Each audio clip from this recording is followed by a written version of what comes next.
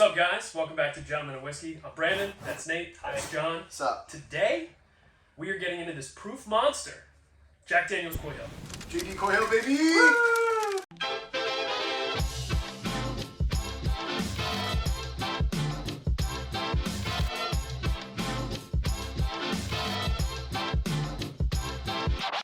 All right, guys, are you excited to get into this bottle today? Yes. 7. Yeah, awesome. So, Coy Hill was Jack Daniel's 2021 special release, and there was a very limited number of bottles. I forget the number off the top of my head.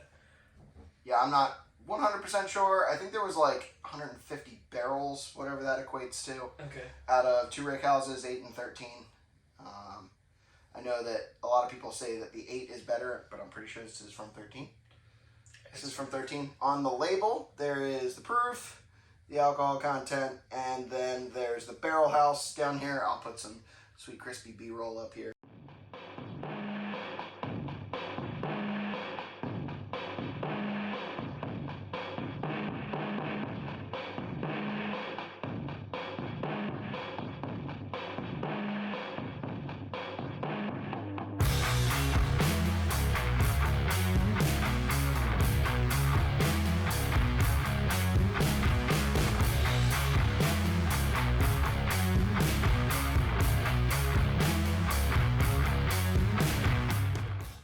These are from the highest altitude rick houses on Jack Daniel's property, and they're from the highest floors, so in theory they lose the most amount of water, and they get to be proof monsters. They just released on July 1st a small batch version of this. Yes. Yeah, I heard about that. Because it's not special enough. Well, I think more people wanted it. Yeah. Yeah, so they actually released it in 375s, which I think is kind of cool, because then you get more bottles out of it and more people can try So more it. distribution, really. Yeah. I'm actually kind of surprised that more special releases don't do that, because I think it's a little bit nicer. You know, Old Forester does their 117 series and they do 375s. They kind of mess up though because they let people buy 4. So why wouldn't you just let people buy 2 750s? Well, that's you plus 3 gifts, or you plus 4. Anyway, we really enjoyed Jack Daniel's other stuff. Jack Daniel's 10, we've done a video of. We have a video coming that's going to be Jack Daniel's Triple Mash versus their Bonded. Oh, yeah. It's going to be super fun. Yeah. Yeah, so let's get into it. Yeah, let's get into it. Nate, you want to pour? Yeah. So, okay, we mentioned it's a proof beast. Did we actually say what the proof is on this? I believe it's 142.7. Oh, boy. I don't know if that's true. Okay. It is true. Those small batches that you were mentioning? Oh, I gotta be careful with this. Yeah. Those small batches that you were mentioning, what is the proof on those, do you know? It's anywhere between, I believe, 147 and 155. They did a couple of different batches. I feel like it's pretty even, yeah. Some of them are Jack Daniel's distillery only, and I think some of them are going to different liquor stores within the state of Tennessee. So I'm going there in a couple weeks. Hopefully I can find one. If not, we'll see. It'll be something. Yeah. And this is hazmat whiskey. Yes. Because of the high proof. You know what's funny? So that when they released this whiskey, they actually put a cautionary tale on it that you're not supposed to store it sideways because it will eat its own cork. Yeah. So that's how much of a beast it is. I don't think anybody's storing that sideways, but I also love that we're starting out today with this whiskey. I can smell it from here. Cheers. Cheers, everyone. cheers, everybody. That was There we go. Sorry, guys. That was bad. Gotta be a little careful with this one. Ooh. This is not a full nose in. This is like a... I get a lot of your traditional Jack Daniel's notes, some like caramel, some nuts, a little bit of banana. Yep, it's very sweet. A lot of proof. It's very hot. Ping. There's gonna be a lot of this. Banana is a pretty typical note that I get off of like Brown Foreman stuff. Yep. Who? Brown Foreman. I missed it. Nate doesn't know what Brown Foreman is. He does. Have been He told. just keeps forgetting. I just don't remember. I don't care to keep a file in my brain for that. Dude. This is Smells crazy. delicious, yeah. This is crazy. No. You can smell though that it's gonna be hotter than just like you get banana, you get like the kind of chocolatey and caramel notes and stuff that way, but you can also sense that there's something that's just gonna be like, but also I get a little bit of herbalness too, like you get from ryes. Yeah. It actually looks like kind of thin, like not very thick. Yeah. Do you know what I mean? Like like an uncut, unfiltered is usually like. Yeah. But the funny thing is, I don't know if you can see this on camera, but it's like reddish. Yeah. Like it is not your traditional like browns or tans of whiskey. It is like thick. I love this. I'm so excited. Ready to try it? Yep. Let's do it. Cheers.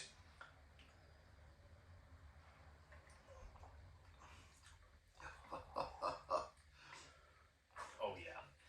Man, this stuff is so good. It's like cinnamon. It's got a little bit of like cinnamon. Yeah.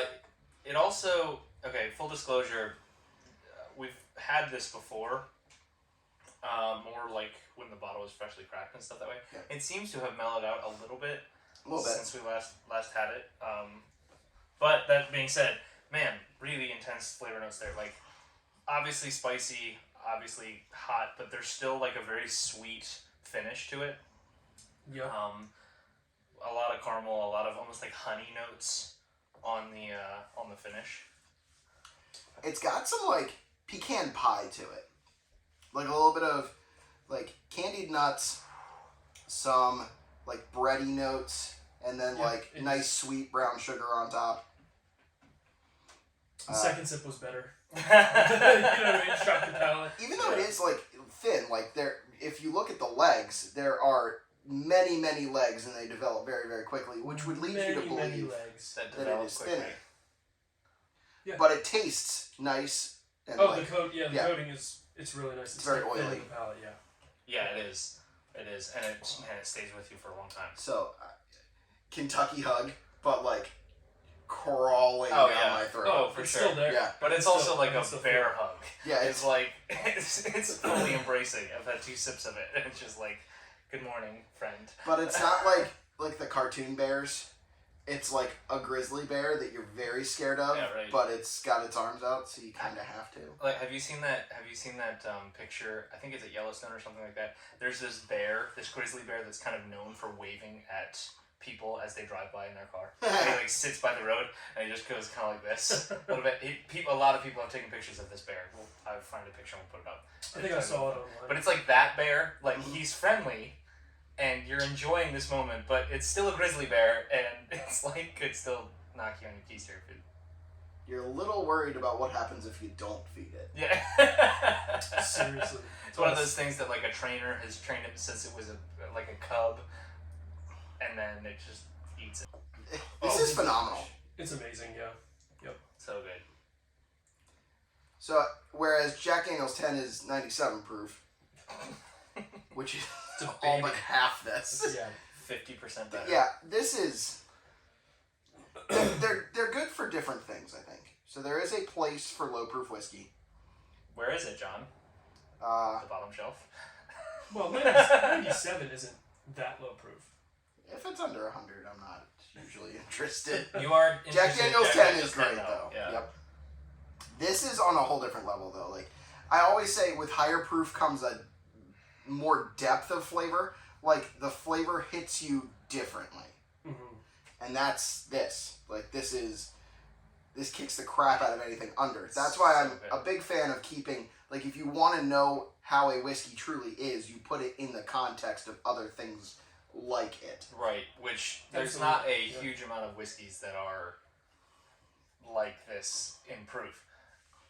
I feel like there are, but they're not as good as this either. Because So- you can get high proof whiskeys that just taste like borderline, like somebody mixed Everclear in with like a Right. cheap, bottom shelf whiskey or something like that. But this is so deep. Like this is like In an upcoming episode, we actually have been allowed to borrow 2 bottles of Obtainium light whiskey. So that's going to be coming up.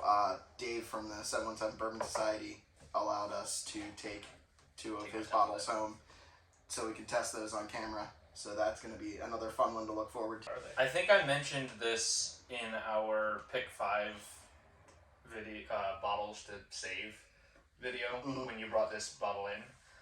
Is that this is like whiskey concentrate? Yep. is that this is something you could like. These are relatively small pours, but you could savor that over the course of like an hour or two. Yep. And just enjoy like every little sip until it's completely gone, and then take another little sip until it's completely gone. Take another little sip until and milk a small pour of this for hours. In which case, this bottle, which is not hard to find, will last longer because unless you're smashing it. In which case, pray for you. I gotta be honest though, I do not want to do that. I want to keep sipping it because it is so flavorful. Oh, absolutely. My tongue is still burning though. From the last sip that I had, like, oh my word, it's delicious. It's like any Jack, like I like Jack's profile a lot for the most part, and like this is just, I mean, the intensity of all the flavors, so good on the palate through the finish. It's crazy. You know what makes me wonder? Awesome. What? Why they diluted this to 80 proof What? for Jack Daniel's number 7. Why would you take these barrels? Oh. Because before they only had like 1 or 2 products. They would have taken this barrel of whiskey 20 years ago and just made it into Jack number 7. I mean, my guess is like the general consumer. Yeah, is not going to enjoy this.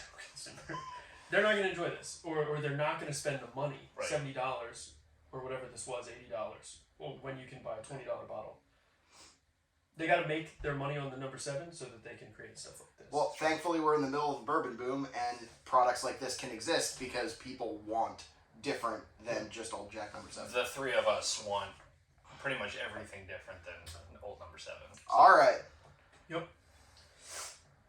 Rating this? Rating this. Okay. Let's start with Brandon. I mean, it's a 9. It's a 9.5. It's amazing. It's phenomenal.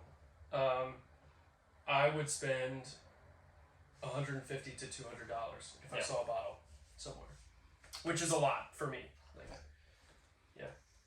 Yeah, I mean, I wouldn't say what to price it on because it seems like it's either MSRP or like almost $1,000 are the only 2 price points I've seen it. But I would definitely give this a 9. Like if you see this at a bar and it's a reasonable price and you cannot get a bottle, definitely try it for sure. For sure. Yep.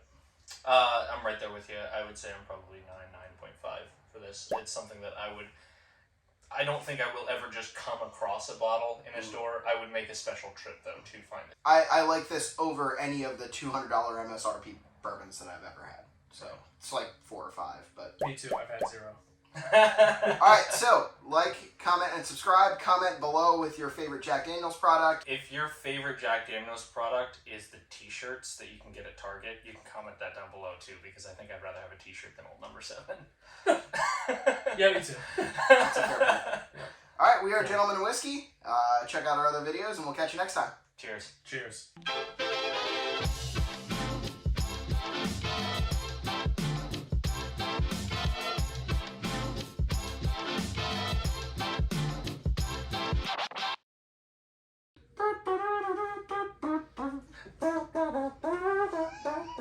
All right. And we're done with that.